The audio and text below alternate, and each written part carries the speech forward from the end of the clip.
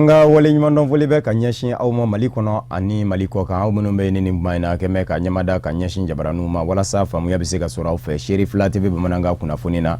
min bɛna walawalali kɛ aw ye Mali kunkan ani diɲɛ fan wɛrɛw kunkan an b'a fɔ en ko nin y'a kuma selen bakuruba kunnafoniw filɛ. Ministre min ɲɛsin bɛ farikolo ɲɛnajɛ ma ale ye a lajɛ ka fu siri an ka jamana andolati ko ɲɛnabɔli jakulu ka baaraw da la Fédération Malienne de Football ni ka na ni furanjɔrɔ fanga ye u ko min ma ko Comité provisoire de normalisation du football o maa ɲɛmakuraw kɛmɛ ka wulikajɔw dabɔ ka se Mali maabaw ma dugawu don bɛ se ka kɛ u ye cogo min bɛ se ka to Mali andolati ko ɲɛnabɔ ɲɛmaw bɛ se ka jɛ ka don da kelen fɛ ka bɔ da kelen fɛ ka ɲɔgɔn gabɔ o de y'u se Mali Silamadinɛ ɲɛmaw ka fara ɲɔgɔn kan jɛkuluba groupement des leaders spirituels musulmans du Mali maa ɲɛma a Seyɛda Sherif Usman Madana Haidara mɔ Bangɔni Janginɛbugu la. Ministre min ɲɛsinnen don kuranko ni jiko ma ale kɛmɛ ka munumunu zalo dɔ dabɔ munumunu zalo min ye a se Nara cercle la ani maa caman kun bɛ ɲɔgɔn fɛ taama in na ka fara Nara yɛrɛ a cercle baba kumada ka taama kun tɛ dɔwɛrɛ ye ji ani kuran a bɛ lasɔrɔ yenkaw fɛ cogo jumɛn ka se ka taa i ɲɛ da olu kan o baaraw kɛra ka bɛn ni ntɛnɛndon marisikalo tile 20 ye san 2017 bamanankan kunnafoni na kumabaw ye ninnu de ye minnu ni suwani k'u walawala aw ye aw dangana.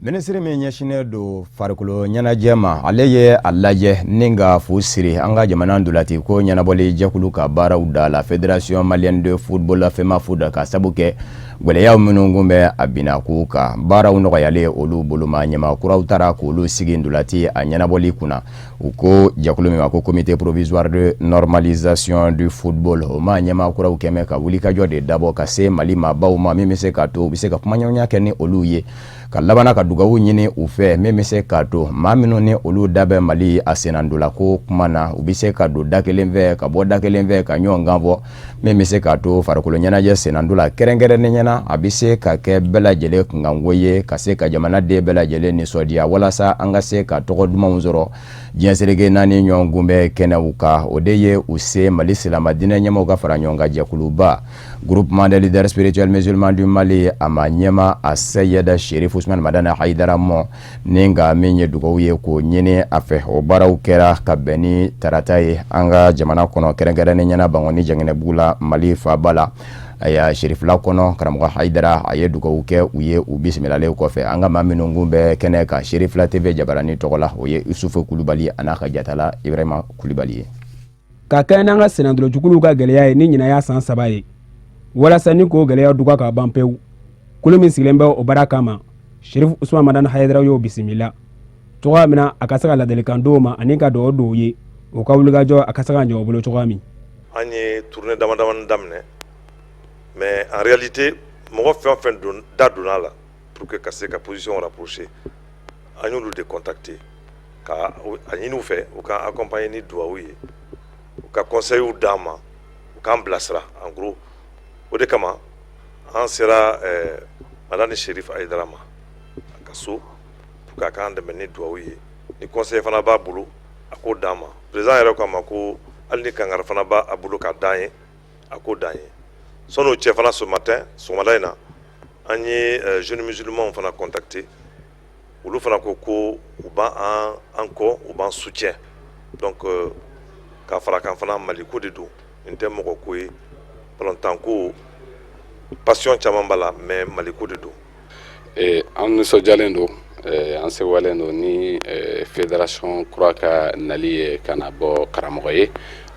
u nakun foyi t'u la fana kɛra ka na dugawu ɲini karamɔgɔ fɛ et puis ka tila ka hakilila d'u ma min bɛ se ka u bilasira baara in kɛko ɲuman na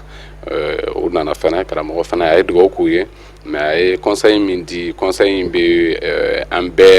bɛɛ de kan ni o ye fédération yɛrɛ ye ani balontannaw fana ni ɲɔgɔn cɛ ani maliyɛn bɛɛ pour que bɛn ni kelenya de ka sabati ani ɲɔgɔn cɛ fɔlɔ an k'an tɛgɛ di ɲɔgɔn ma pour que ka se ka baara kɛ an bɛ se ka min fara a kan peut-être a ka kɛ bɛn ni kelenya kɔnɔ ministre ye décret min bɔ tan k'a fɔ équipe bɛɛ ka se ka jɛ n'a ye ka se ka o soutenir pour que Mali tɔɔrɔ ni degun min bɛ a balontanko sara kan o ka se ka bɔ a la an bɛɛ ka don da kelen fɛ an ka bɔ da kelen fɛ o y'an ka ɲinita ye bɛɛ lajɛlen fɛ ala ka o nɔgɔya an ye fana. fɛn tiɲɛnen n'a dira mɔgɔ ma baara b'i bolo dɛ, baaraba de b'i bolo.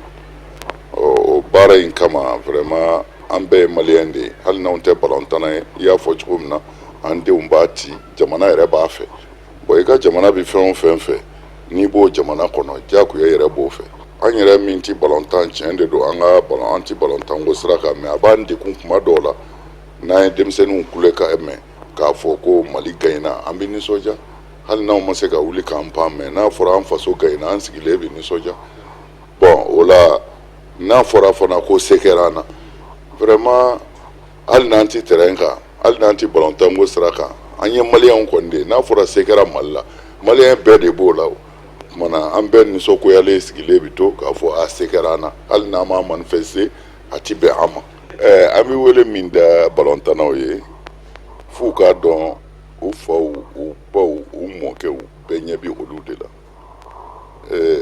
Jamana tɔgɔ la n'olu bɛnna bɛɛ bi lafiya, mais ni bɛnbaliya donna fɛn o fɛn na, n bi kelen fɔ aw ye, ne ye kabini Ala k'an da n ma deli ka mɔriya kɛ balontanna ye. Ministre b'an bonya, an bɛ dugawu k'a ye, mais dugawu ninnu na a kɛtɔ an yɛrɛ b'a dɔn a ti minɛ. Pourquoi? Parce que anw y'o de kalan. Bɛnbaliya bi yɔrɔ o yɔrɔ Ala ka dugawu jaabi tɛ yen. Anw b'o dɔn, anw y'o kalan. Bon on est obligé n'an ka faama nana ko dugawu kɛ, an faso don an bɛ dugawu kɛ ni fierté bɛɛ ye an faso ye, mais ka sɔrɔ an dalen don a la dugawu in ti minɛ. Munna an ye kalan min kɛ Ala ko n'aw ma bɛn t'aw dɛmɛ. Kumana ni bɛn tɛ yen dugawu ye nkalon de ye. Kumana an bɛ min ɲini denmisɛnninw yɛrɛw fɛ pour que u yɛrɛ ka sini dilanli kama u ka mɔgɔw ka kuma to yen, u yɛrɛ dama min bɛ terrain kan u ka ɲɔgɔn tɛgɛ minɛ. An b'a ɲini o kɔfɛ minnu b'u ka ɲɛmɔgɔya la u k'a kɛ Ala kama, u ka se ka bɛn sabati u yɛrɛ ni ɲɔgɔn cɛ pour que bɛn bi sabati denmisɛnw ni ɲɔgɔn cɛ, jamana in a bɛ se ka bɔ tan. Bon donc ani jataw o kɛla sababu ye ni ka bisimilani kun cɛ. Shefa wari miliyari 1 ani miliyɔn 300 o de bɛna kɛ dɛmɛ ye ka ɲɛsin Mali denmisɛnninw ma. A bɛ tɛmɛ sira min fɛ jɛkulu min sigi bɛ sen kan ka ɲɛsin Mali denmisɛnninw ka baaraw ko ɲɛnabɔli ma. U ko a ma ko Agence pour la promotion de l'emploi jeune APJ, a bɛ tɛmɛ o de fɛ. An bɛ aw ladɔnniya k'a fɔ a ɲɛsinnen don maa minnu ma kɛrɛnkɛrɛnnen ɲɛna, o ye an balakaw minnu ni olu furukɛw tora Mali kumabɔtɔ surasiw. A ɲɛsin bɛ olu ma o tɛmɛnen kɔfɛ jago a dɔdɔnin kɛbaa minnu bɛ yen ni kwasada in na olu caman wulila ka bɔ nbɛdakanaw la ka taa se an ka tungaran denmisɛnninw ma. A ɲɛsin bɛ nin sigiyɔrɔma 3 ninnu de ma. A baaraw olu n'u donna an ka jamana ɲɛma furumuso Keyita Aminata Mayiga ka bonyaw kɔnɔ. An bɛ aw ladɔnniya k'a fɔ hakilina ye a bɛ don jamana ɲɛma Elhaji Ibrahim Boubacar Keyita ka kulennaw de dafɛ ni o ye k'a lajɛ denmisɛnninw yanni san 2018 cɛ baarada bayirika bɛ se ka sigi sen kan u ye cogo min. A bɛna kɛ sababu ye ka denmisɛnninw k'u don muruba kalala sɔrɔ sira yiriwali nasiraw fɛ. Wa juru in yɛrɛ a bɛ sɔrɔ cogo minnu na Agence pour la promotion de l'emploi jeune APJ ma ɲɛmaw olu de b'o pereperela tigɛ. Maa minnu bɛ yen nɔ ni olu ye juru kunfɔlɔw sɔrɔ u ye bonyamasegin kɛ ka ɲɛsin Elhaji Ibrahim Boubacar Keyita ni a ka jamana ɲɛmaya so ma ka sabu kɛ a bɛna ni wulikajɔ min kɛ nin ye olu ye. A bɛna kɛ sababu ye u ka dugu jɛ ko 20 da maaya ni ka nɔgɔyaba don a la. Shefa wari miliyari 1 ani miliyɔn 300 min lɛ nin ye a bɛna kɛ sababu ye ka dɔ ka baara jujɔ wale kelen ni min ka baara yɛrɛ tun bɛ sen na n'a tun bɛ ka bi ka lafu ka ni kura fiyɛ o la. Min ye i ka dɔn k'a fɔ a saracogo fana ye o ye kalo 12 ka taa se kalo 18 ma. A ɲɛsin bɛ siraw minnu ma o dɔ ye jago, sɛnɛ, bololabaara, mɔni ani baganmara. An y'a fɔ y'an ka bakuruba kunnafoniw na minisiri min ɲɛsinnen don jiko ani kuranko ma Malika Aluseni Mayiga a kɛn bɛ ka taama dɔ jujɔ ka ɲɛsin kɛrɛnkɛrɛnnen ɲɛna Kulukoro mara mɔ. An bɛ aw ladɔnniya k'a fɔ a ka taama min ye a se narakaw fɛ a senfɛ ani a ka minisiriso ma ɲɛmaw ka taa se narababa kumanda ma u ye munumunu zalo kɛ k'a lajɛ maa minnu ye nara cercle sigibaw ye u ka jiko ni kuranko a bɛ lasɔrɔ u fɛ cogo jumɛn. A dabɔkun de ye jamana ɲɛmayaso kɛmɛ ka fɛɛrɛw minnu tigɛ ka ɲɛsin u ma don nataw la.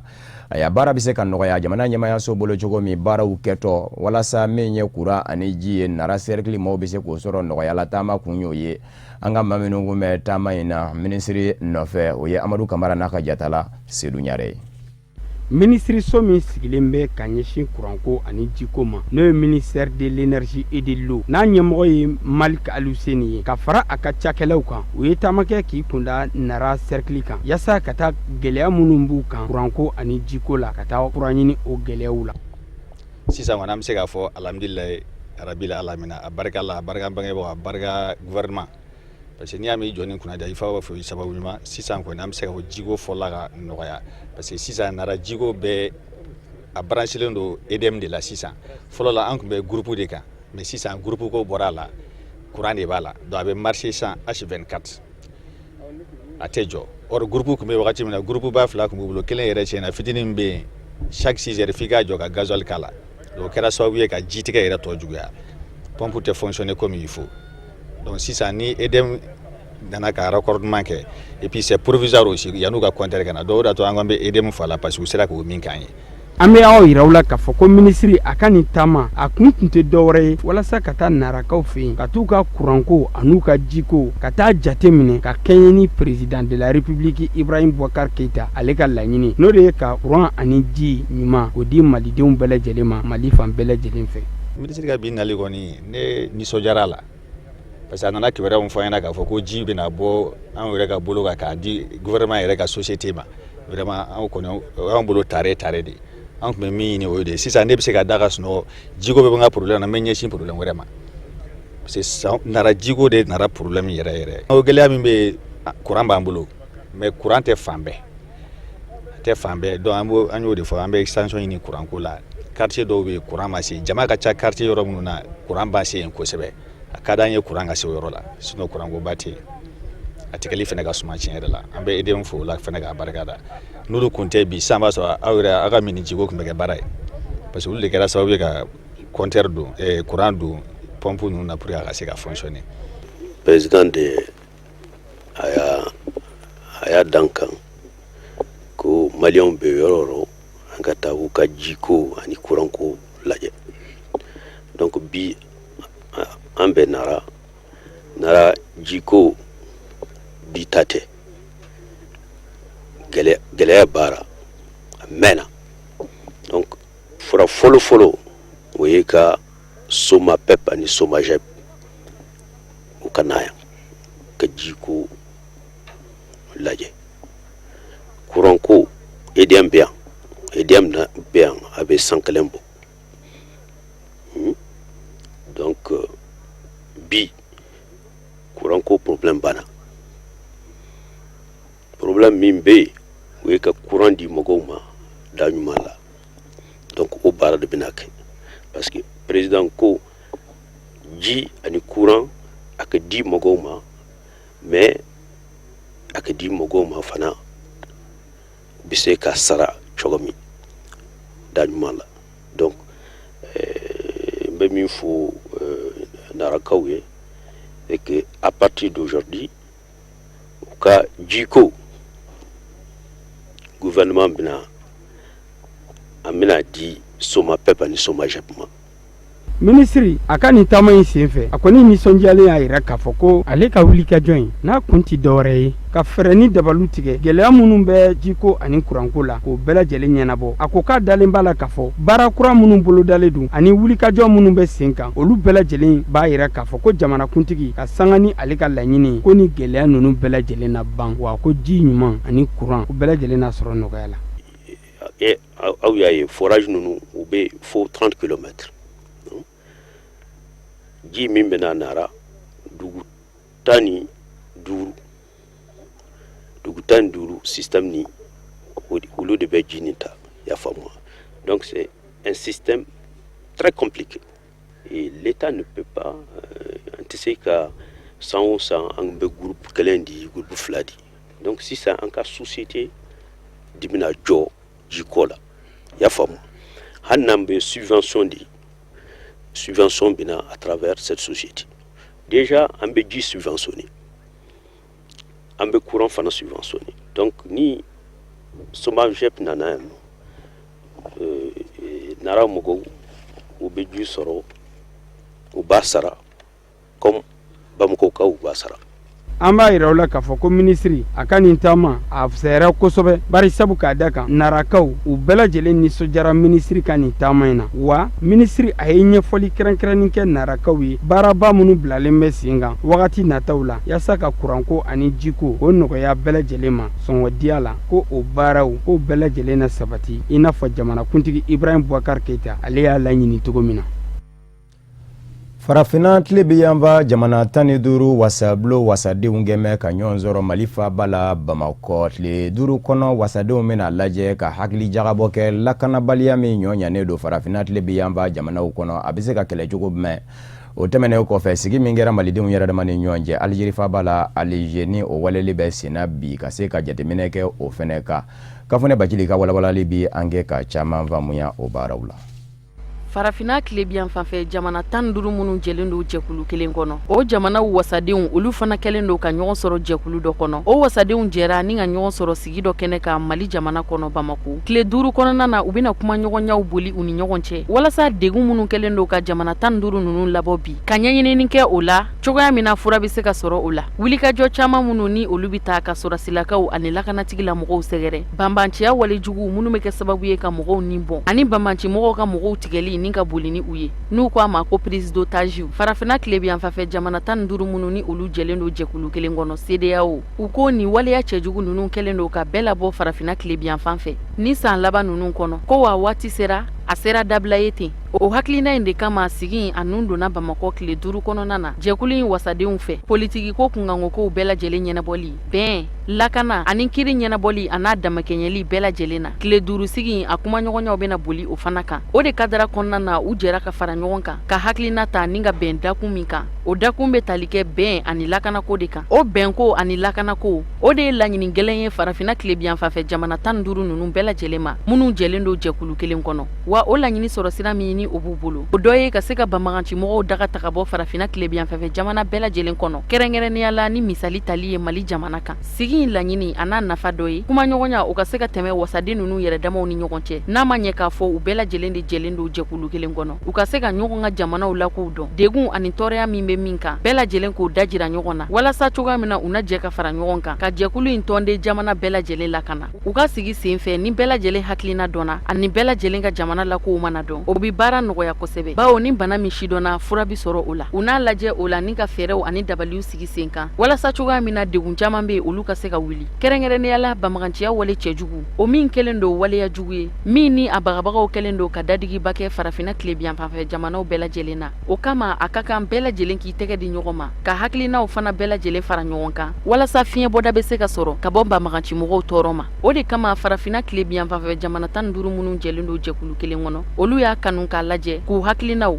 an'u ka fɛɛrɛw fara ɲɔgɔn kan walasa banbaganciya wale bɛ se ka kɛlɛ cogo ɲuman na i n'a fɔ komi tɔn in yɛrɛ kɛlen do k'a laɲini cogoya min na n'o y'a sɔrɔ tiɲɛ do siraw caman bɛ yen nɔ walasa banbaganci mɔgɔw daga bɛ se ka taga bɔ bɛɛ da la bawo n'i y'a ta k'a lajɛ o degun bɛ jamana caman kan bi a ka kan hakilinaw ka fara ɲɔgɔn kan walasa o wulikajɔw laɲini bɛ se ka sabati fo ka sira ɲuman dɔw de sigi sen kan o de nana ni nin ye CEDEAO jɛkulu fɛ walasa ka farafina kilebiyan fanfɛ jamana bɛɛ lajɛlen lakana kɛrɛnkɛrɛnnenya la a cɛncɛnkan jamanaw Mali minisiri min ka caw bɛnnen do Mali jamana ani jamana wɛrɛ ni ɲɔgɔn cɛ koɲɛw ɲɛnabɔli kama ale y'a ka hakilina di kɛnɛ kan o ko la ka ɲɛsin farafina kilebiyan fanfɛ jamanaw ka wasadenw ma walasa banbaganciw kɛlɛliw a bɛ se ka kɛ cogo ɲuman na ni ka jaabi ɲuman sɔrɔ a la a ko a bɛ se ka kɛ nka k'a tɛ sabati ni dɛmɛma don sira camanw ma ka se ka jɛɲɔgɔnya sinsin jɛkulu in jamanaw kelen kelenna bɛɛ lajɛlen yɛrɛ damaw ni ɲɔgɔn cɛ ka fantanya jugu kɛlɛ ka bɔ jamana ninnu bɛɛ lajɛlen kɔnɔ ka yɛlɛma don jamanaw maracogow la k'a lajɛ ka fɛɛrɛw sigi sen kan walasa ka kɛlɛkɛminɛw caman di kɛlɛkɛlaw ma kɛlɛkɛminɛ fosi ko degun kana kɛ lakanatigi la mɔgɔw la a ko ni laɲini ninnu bɛɛ lajɛlen ma kɛ ɲɔgɔn kan ko baara in laɲini bi gɛlɛya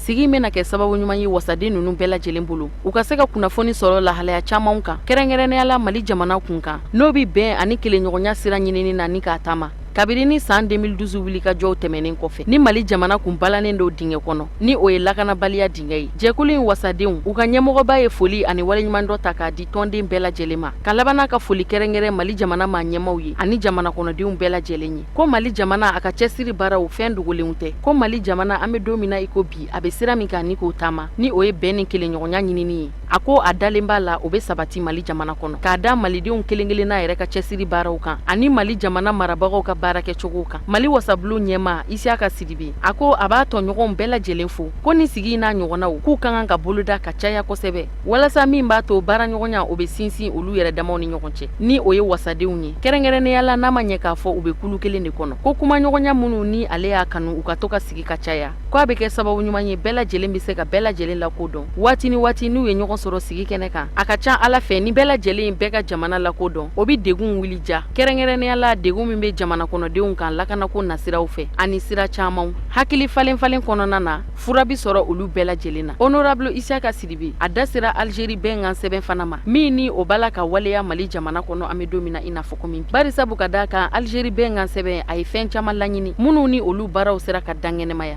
i n'a fɔ komi autorité intérimaire sigili sen kan lakana kadara kɔnɔ munumunu salo n'u ko a ma ko patrouille mixte ani a tɛna janya tuguni conférence d'attente nationale o bolodalen do Mali jamana kɔnɔ n'o ye sigi ye min bɛna tɛmɛ Mali jamana kɔnɔdenw yɛrɛ damaw ni ɲɔgɔn cɛ walasa bɛn kolosuma ani yafaɲɔgɔnma bɛ se ka sabati.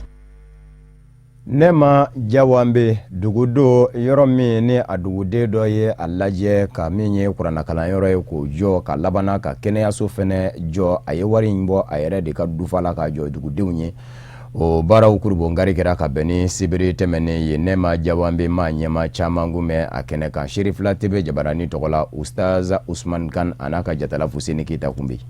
Dugusi ɲɛtaga tɛ sabati ni kalan ni kɛnɛya ma labɔli kɛ yɔrɔ min na. Walasa ka kɛnɛya ni kalan labɔ Nema Jawambe dugu kɔnɔ ba Nema Yara ni ale ye Nema ka den ale ye baaraɲaba kɛ o kɛwale in na ni kalanyɔrɔ ani kɛnɛyaso jɔli ye min musaka tari jɔ $119,000 na. O baara dayɛlɛliw kɛra Nema dugu kɔnɔ.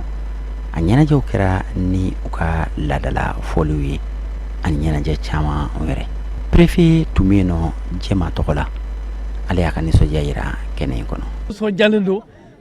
vraiment fo ka taa fɔ nisɔndiya min dan t'a la a y'a ye an ka dugura mɔgɔw dɔ ba Nema Yara a ye baara min kɛ nin ye nin ye baara ye min ka kan ka jira fasoden bɛɛ lajɛlen na donc o de y'a to an ka jamana ɲɛmɔgɔbaw tɔgɔ la vraiment an sera yan bi an n'an ka baarakɛɲɔgɔnw ka na fo ka waleɲuman dɔn a ka faso baara la parce que aw ɲɛ a ye dɔgɔtɔrɔso ye a ye école ye vraiment nin ye baaraw ye ni baara min ni a ye gouvernement de dɛmɛ vraiment n ye ka gouvernement dɛmɛ parce que dɔgɔtɔrɔso ni fɛnw a y'a gouvernement ani collectivité olu ka baara fɛn don mais ni mɔgɔ sɔrɔla ka dɔ jɔ vraiment ka faraw kan a y'a vraiment an bɛ o foli ye ka barika da donc vraiment an nisɔndiyalen don. Ba Nema Yara ni ale yɛrɛ ye baara in kɛbaga ye ale yɛrɛ fana ma ka nisɔndiya dogo kɛnɛ in kɔnɔ. Ne ye Nema den de n wolola yan n mɔna yan nɔ ala y'a kɛ n bɛ dugu min na n y'a sɔrɔ kalanso tɛ yen dɔgɔtɔrɔso tɛ yen bon n nan'a ye an ka mɔgɔw dɔgɔtɔrɔ ko dugu dɔgɔtɔrɔso bɛ yɔrɔ min na an ka dugu distance b'a la donc n nana miiri ni n ye dɔgɔtɔrɔso kɛ yan a bɛ kɛ a ma sabu ɲuman ye a b'an dɛmɛ a filanan fana kalanso diɲɛ yɛrɛ développement yɛrɛ n'i y'a mɛn kalan de don ni kalan tɛ dugu min na développement tɛ yen donc n nana ye fana kalanso in a nafaba bɛ an kan parce que an ka denmisɛnw bɛ yan nɔ donc o de bila la n y'a ŋaniya siri bon ala ye n dɛmɛ n ŋaniya min ta ala y'a ɲɛ n bolo ala y'a dafa n sera k'a kɛ n y'a kɛ fana n y'a kɛ dugudenw de ye Nema duguden bɛɛ lajɛlen ani Gedebinɛ commune bɛɛ lajɛlen. An bɛ Alahu Taala deli ala ka ni ɲɔgɔn caya k'an ka dugu taa ɲɛ. O de b'an sɛnsɛn ka se diɲɛ fan wɛrɛ kunnafoniw sɔrɔli ma. Niger jamana kɔnɔ dɔ farala état d'urgence kundala kan ka sabu kɛ tile 15 min kun bolodara o kun jɛra u labanna ka kalo 3 wɛrɛ di.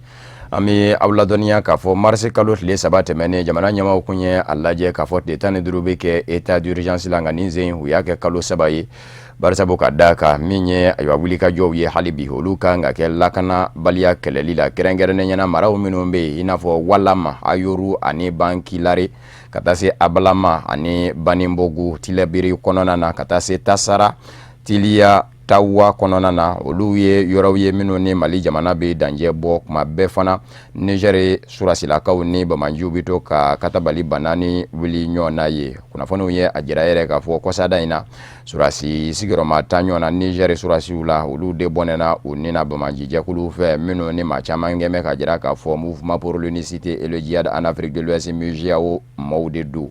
o kumana u b'a jira k'a fɔ hali bi lakanabaliya a ɲɔɲɛ bɛ furanjɛ in kɔnɔ o de kosɔn jamana ɲɛmaw ye a kanu ka dɔ fara état d'urgence kuntala ka sababu kɛ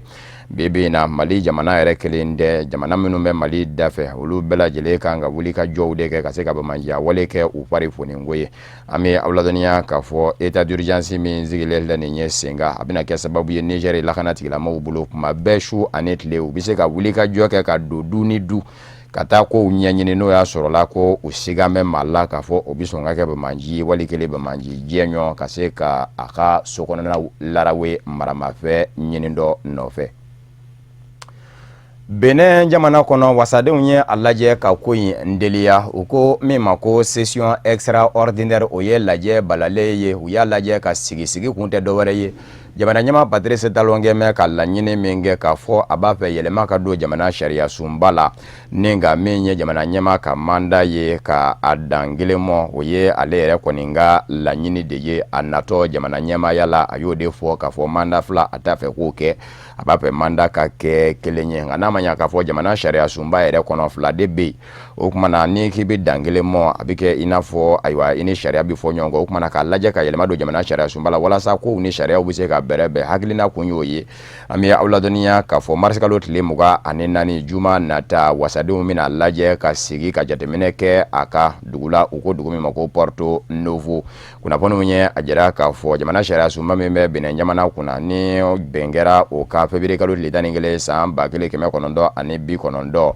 o sariya sunba kɛmɛ ka jira k'a fɔ walasa kow ka se ka latɛmɛ fo k'a sɔrɔ la de wasaden mana sigi sigiyɔrɔma 3 bɛɛ lajɛlen ka jɛ ni a ye nka dɔw fana ye a jira k'a fɔ Patrice Talon tuma min na a bɛ jamana ɲɛmaya sɔrɔ Benin jamana kunna k'a kun gɛn kun bɛ ka jira k'a fɔ a b'a fɛ forobakalata de ka kɛ ni u kama ko référendum ka se ka ko in dajira jamana de la bɛɛ k'i dɔngɔ ta awɔ ani a ye ni ɲɔgɔn cɛ ko nka k'a laban dɔ min la nin ye ka yɛlɛma wasabulo ka bolo kan sa ka bɔ forobakalata référendum na ko o na kɛ ɲankuma a yɛrɛ kɛ mɛ ka danaya sɔrɔ k'a fɔ wasabulo kɔnɔ bi a kanuba de ka ca wasadenw na ko ni a ma ɲa ko a bi i kɛ a baji kan a ka ca la a bɛ sɔn k'a tigɛ ka sabu kɛ maa fanba na danaya da a ka hakilinaw kan ko de kɛ n'a kɛ a donkun ye wasabulo kɔnɔ. Mauritanienkaw ka jamana kɔnɔ wasabulo filanan min bɛ wele ko Sena a ma ɲɛma kɔni bilama tunu bɛ dɔw y'a yira k'a fɔ a ye Mauritanie jamana bila ni k'i kunda Senegal faba Dakaru kan Dakar ma ɲɛmaw ma kɔrɔfɔ sɛmɛndiya wa Mauritanie ma ɲɛmaw fɛnɛ kɛn k'u da don kɔrɔfɔ in kɔni na nka maa caman kɛmɛ ka jira ka bɔ wasabulo filanan ɲɛma Sena ɲɛma Mosena Ould El Hadji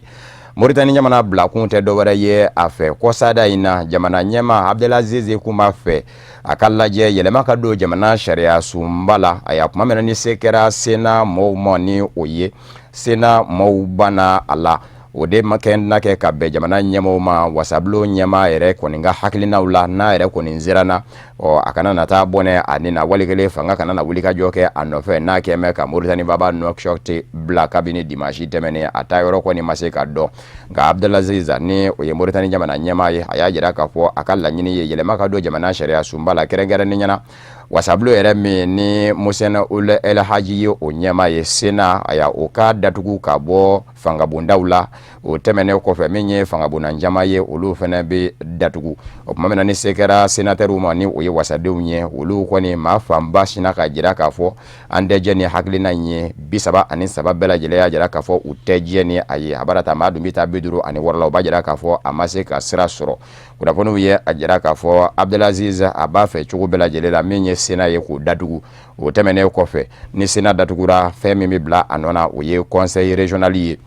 min ye Mauritanie drapeau fɛnɛ ye u b'a fɛ ni ka dɔ fara o ɲɛgɛ fɛnɛ ka haute cour de justice min ɲɛsinnen don jamana ɲɛmaw ni ministres olu ka kiiriw tigɛli ma ko fɛnɛ fɛrɛmɛ a y'a fɔ ka taa se jamana ɲɛmayaso tɔgɔla suruna ni donba min bɛ wele ko médiateur de la république u b'a fɛ nin ka nin bɛɛ lajɛlen datugu fo ka taa se diinɛ ɲɛmaw ka ayiwa silama diinɛw ka jɛkulu au conseil islamique u b'a fɛ k'o fɛnɛ datugu nka yanni wasadenw ka ban hakilina in na a kunnafoniw kun ye a jira k'a fɔ fanga ɲini jɛkuluw ka fara ɲɔgɔn kan jɛkulu min bɛ wele ko Front National pour l'Unité et la Démocratie FNDU o kɛngomɛ ka wele da ka ɲɛsin wasaden ninnu ma k'u kana kɛ kɔrin dɔ ye k'u yɛrɛ kɔnɔ fara ka sabu kɛ sariya sen ka bila ka taa di aw ma sariya sen min bɛ kɛ sababu ye ka aw yɛrɛw ka baara ka fusiri a da la ni aw kɛra o kala taba kɔni ye k'o ye a kɛlɛ ye ka kɛ kɔrin dɔ ye ka yɛrɛ kɔnɔ fara wasadenw kɔni banna a y'a sariya sen in na o kɛnɛ kɛ sababu ye ka Abdelaziz ni a ka fanga kɔni dɛbɛ kɔrɔ tɔɔrɔ bi.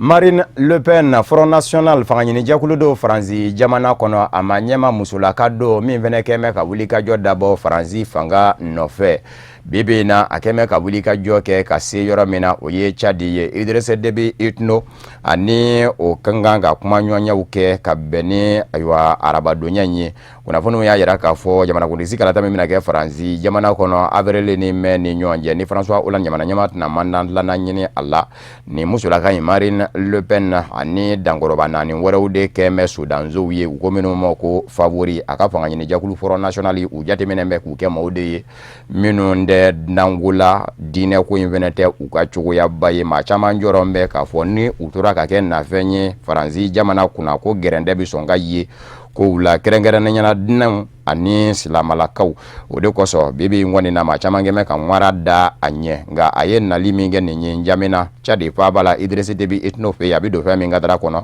ko Faransi jamana ni Tchad jamana ni ɲɔgɔn cɛ jɛɲɔgɔnya kɛrɛnkɛrɛnnenya Bamaji jɛkulu kɛlɛli Tchad jamana jɔyɔrɔ ka bon Faransi jamana dɛmɛni na o la k'o de ye a nakun ye kunnafoniw ye a jira k'a fɔ a ka arabadonya ye nali senfɛ Tchad jamana kɔnɔ a bɛ t'i ɲɛda Faransi kɛlɛcɛw fɛnɛ na ni o ye opération Barkhane olu dagayɔrɔ a ɲɛmayaso yɛrɛ kɛmɛ ka bisimila minɛ Tchad de a y'a kunnafoniw y'a jira k'a fɔ Faransikaw ka ministre min ɲɛsin bɛ surasiya ko ma Jean-Yves Le Drian o ye a jira cɛbɔw bɛɛ lajɛlen la a ma ne maa min kɔni ja n'i b'a fɛ de ka taa i ɲɛda force Barkhane kɔni na yanni i ka kɛ jamana ɲɛmaa ye ko sira dayɛlɛlen don i ye. Somali jamana kɔnɔ min ye gouvernement kura ye o sigira senga jamana ɲɛmayaso kura kunnafoniw ye a jira k'a fɔ ministre 26 a y'a ka taa se an balaka 6 ɲɔgɔnna ma ani ministre ɲɛma dankan kelen olu de yɛlɛma kuraw ye gouvernement kɔnɔ nin bɛna ka siɲɛ fɔlɔ yɛrɛ ye an balakaw ka nin na ɲɔgɔnna jɔyɔrɔba sɔrɔ Somali a jamana ɲɛmayaso kɔnɔ nka u n'a ta bɛɛ jatew minnu bɛ yen nɔ ni olu kan ka labato siyaw yɛrɛ dama ni ɲɔgɔn cɛ walasa dɔ kana na ɲugun a yɛrɛ la ni o ye ministrew dili ye siyaw ma a y'a ko o laada fɛnɛ latilenna an balakaw minnu bɛ yen nɔ ni olu ye 6 ɲɔgɔn na ye gouvernement kura kɔnɔ a y'a min ye ministreso minnu dira u ma u tɛ ɲɔgɔn ye kɛnɛyaso bɛɛ o la a y'a ka taa se taa ni ka segin transport ani jagoko walikelen hadamadenya hakɛ denmisɛnninya ani farikolo ɲɛnajɛ ni ministreso bilara an balakaw ka bolo kan ministre ɲɛma Asan Ali Kayira kunnafoniw ye a jira k'a fɔ ministre 19 fɛnɛ bɛ yen a ye olu ta wasadenw na yanni wasadensigi kalata wɛrɛw ka kɛ a y'a min ye o ministrew ye olu bɔra wasabulo kɔnɔ kunnafoniw ye a jira fana k'a fɔ ministresow minnu bɛ yen nɔ ni olu jɔyɔrɔw ka bon i n'a fɔ lakana ni ministrew a y'a ko a nana ni maa kɛrɛnkɛrɛnnen de ye kɛrɛnkɛrɛnnen ɲɛna bayi marabolo ɲɛma ni o ye gouverneur ye o nana bila surasiya kunna dabɔkun de ye walasa yɛlɛma min o kan ka don Somali surasiya la walasa Bamaji jɛkulu min wele ko Shebabu o kɛlɛli bɛ se ka nɔgɔya surasiw bolo cogo min ale nakun ye o ye kunnafoniw y'a jira k'a fɔ maa min fɛnɛ kun ye ministre min ɲɛsinnen kun don Somali ni jamana wɛrɛ ni ɲɔgɔn cɛ kɔɲɛ ɲɛnabɔw ma o nana bila nafolo ko kunna finansi a y'a min ye kunnafoni dila min ni ale fɛnɛ kɔsada in na a yɛrɛ nana yɛlɛma ka kɛ jɔyɔrɔbatigi ye Somali bina k'u ka fɔ a kɛra diɲɛseleke naani tɔma Nations Unies lasigiden ye Somali jamana tɔgɔ la aya o nana ta k'o kɛ ministre min ɲɛsinnen don Somali jamana ni jamana wɛrɛ ni ɲɔgɔn cɛ koɲɛ ɲɛnabɔw ma an bɛ aladɔnniya k'a fɔ yɛlɛmaba kɔni donna gouvernement kɔnɔ min ɲɔgɔn ma deli ka kɛ Somali jamana kɔnɔ.